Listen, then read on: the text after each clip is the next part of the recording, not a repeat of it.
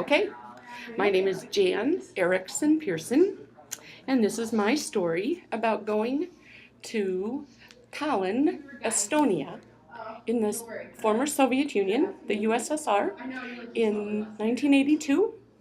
And I was 26 years old at the time, and I was living in Chicago and going to seminary preparing to be a pastor. And one of the leaders of the Lutheran Church around the world, sort of the international headquarters of the Lutheran Church, had this brilliant idea that young people should visit young people. Usually at conferences, it's just, kind of middle-aged people talking to middle-aged people. And he had this brilliant vision that young people should go and encourage the next generation. And it was 1982. It was still the height of the Cold War. Reagan was president, and we hated the Soviet Union, and they hated us. And Estonia is a tiny little republic. It's now a country right across the Baltic Sea from Finland. And there was a little Lutheran church, by church, I mean denomination, like the ELCA, but a little remnant of Lutherans, probably just several thousands of them. And they were very isolated and living in very difficult conditions. The Soviets, it was really difficult, not just to be a Christian, but to do anything. Mm-hmm. And my mentor had the idea to send 15 young seminarian types, like we were, to visit their young people. And their bishop, who was a very old man, who had lived through the war and been deported to Siberia and came back, was very afraid. He was very afraid of what was going to happen, setting these young people loose together. But it was a marvelous, amazing experience. We were all afraid. They were not allowed to come and even meet us. They weren't supposed to have any contact with foreigners. Soviet citizens could get in trouble, and some of our friends did while we were there and afterward, for just talking to us and being with us. And so we had to sneak around everywhere we went. But the most amazing thing was that when we arrived by boat, we came from Helsinki by ferry into the harbor in Tallinn, there were these young people who just quietly slipped up to us and gave us flowers and welcomed us and kind of said, "I'm one of them, and you're one of them, right?" And so then we made plans, and that evening, that first night, I'll never forget it, we went to a guy named Yuri's house, and he was kind of a hippie, long, scrungy hair. He is a beekeeper, and whatever he had done, he was not allowed to have a job. The Soviet authorities would not allow him to have a job. So he just lived in his parents' house. He was probably 40 years old, but was a Christian, and they were all Christians. They were all part of this Lutheran church. And they had come from all over Estonia. And they heard, and then the rumors started getting out by phone, no cell phones or anything, but the Americans have really come, because they didn't believe that we would really do it. Yeah. They were shocked that we would really show up. And we spent a week with them, just getting to know each other and singing together. You weren't allowed in those days to just go to the Soviet Union. You had to have a reason. Mm-hmm. And either you had to be a member of an official tour group and go every place that the tour guide told you to go on the big red bus. And we still had to have a big red in-tourist bus. Yeah. But our bus took us to some of the tourist sites. But our bus also, we persuaded our bus driver and our tour guide. They took us to these churches. They took us to all these places that they weren't supposed to go. Mm-hmm. And by the end of that first week, their courage was just so inspiring that they were willing to take these risks to, well, for their faith, but for their future, to be honest. Because one of the things that we hoped our visit would do would be to kind of set up a new generation of leaders that wasn't as afraid of authority and the rules and the Soviet wonk that comes down on their heads, and that would maybe take more risks. So we exposed them to what we were doing and what we were about, and we ended up going. We'd just go to restaurants and cafes and discovered that we were staying in a hotel that does in fact have a two-way mirror. So, I have a KGB file. I was recorded. I went back 9 times after that. That was the second time I'd been to the Soviet Union. And we went on to Moscow and to Leningrad and to Lithuania and Latvia. But the really cool thing that's happened after that is that the vision that this mentor of mine, this leader, had of sort of giving courage and training the new generation. The friends that we made in 1982 are still friends. One of my best friends from that time, interference behind us. One of my best friends from that time ended up getting a Lutheran World Federation scholarship and earned a PhD at Princeton. And then went back to to Estonia, which by that time was a free country. It became free of the Soviet Union. And other friends of ours are working in the government there. They've become the bishop. One of our friends, is now the bishop, and much bolder, and they're just a totally free. The Estonian people are some of the most creative, technologically savvy, joyful people in the world, and I named my daughters after them. But we went back. So I went back. I went the first time with this group in '82 and this leader, and the second time I went with some of the same group and the same leader, but I was a co-leader, and we took an international group, including a Palestinian woman. I never heard of. I was like way too old. I was 30. Mm-hmm. I was way too old not to have heard of Palestine. Yeah. By then, and I love Judaism. I love Jewish culture and tradition, and so many friends, and meeting Muna and hearing her story about life in the occupied West Bank of Palestine blew me out of the water. And she could share so much of the same experience of living in an occupied country, living under the heel, as they called it. Meeting Muna changed my life, and that's a whole other story.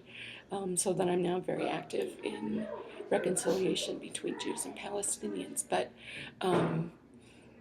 just going back all those times and reinforcing those friendships, and some of them moved here.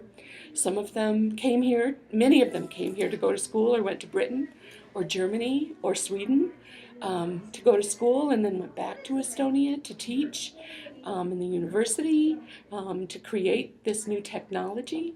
So it made a big impact in the world, and it was just this one little thing. 15 young 20-somethings going to Estonia, in 1982, and we cannot find our director. Let me give you one right now. Do you have? We have extras. Okay. yeah. We have not even touched. Time out. Many of our books. Nope. So,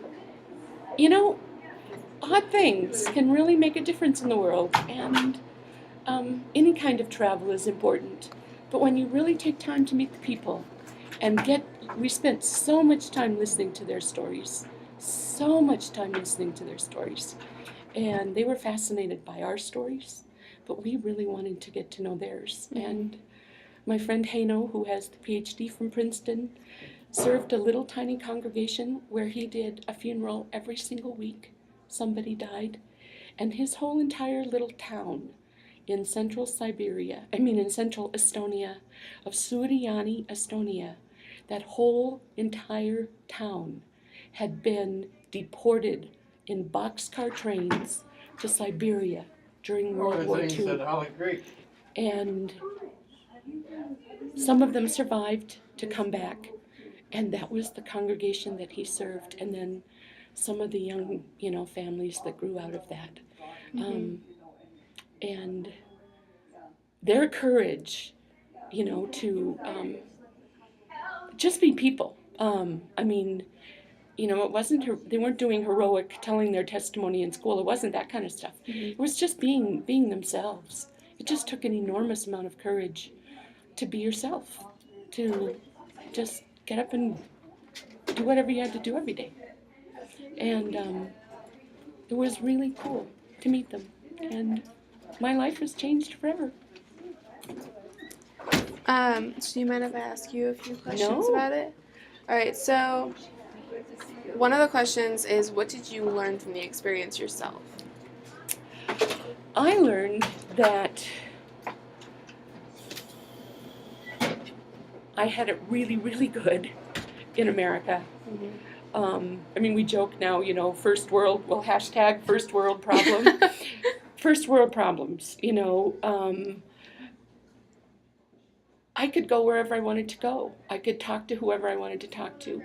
I could study whatever I wanted to study. I didn't have to ever worry about any of those kinds of things. And I learned how much courage some people have to just get up in the morning and go and do what they have to do. That it wasn't easy. And I learned how to be more courageous. I honestly did. It's like, well, if Margaret can do this, I can do this. And I also learned to be more generous, because they had almost no money. And they would give us gifts, and they were tiny little gifts. But I had learned how much they made. And I knew what percentage of their salary this little gift was. And it was a real sacrifice. And I learned to make those kinds of sacrifices for people. I also learned that the Soviet Union had eyes everywhere. I sat in a hotel room in Moscow one time to the two women that I was traveling with. I sat in our hotel room. Boy, my address book is falling apart. We were leaving Moscow to fly to Tallinn the next morning, and I said, my address book is falling apart. I need a new address book, because the pages are falling out, and all these phone numbers that I need, I can't find. I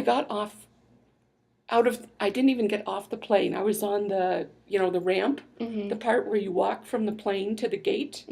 And one of our Estonian friends, who had a unique relationship with the Soviet government, he'd been caught doing some illegal things. And so he was sort of compromised. And they would call him in every now and then and ask him questions. And more pretty much he sort of prevaricated, which is to say he kind of lied. He didn't ever give away anything important, but he would get questioned by the Soviet authorities. And in return for that, there was a little, the Soviet authorities would give little perks to the church. So for instance, I was there for a wedding in the middle of January on 3 days' notice. You don't get a visa on 3 days' notice to visit the Soviet Union in 1984. It was because of this odd relationship that the church had with the authorities. But I'm walking off the plane, and he says, here's your address book. Oh.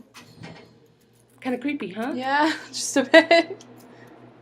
So there were ears everywhere, Yeah. and then they were kind enough to at least do something good about it this time, Yeah. and they gave me a visa. The Soviet government gave me a visa on literally 3 days' notice to go Wow. visit our friends, some of the people that we had met the 1st time we were there.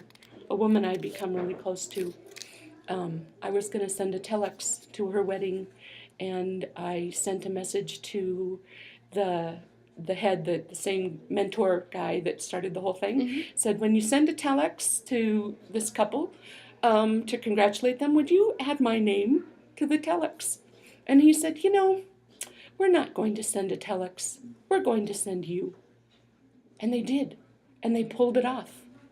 And I went to Washington, D.C., and walked out of there to the Soviet embassy, and I walked out of the embassy an hour later with a visa. Wow. Unbelievable. It just didn't happen. So I learned that you could do amazing things if you really tried. You Yeah. could push the envelope, and Yeah. so I learned to basically see what you could get away with, Yeah. and to ask forgiveness, not permission. It's easier to ask forgiveness later. Yeah. And to see what you can get away with. I learned to be brave. I learned to be a lot braver than I was before. Good. All right. How did the other people around you react?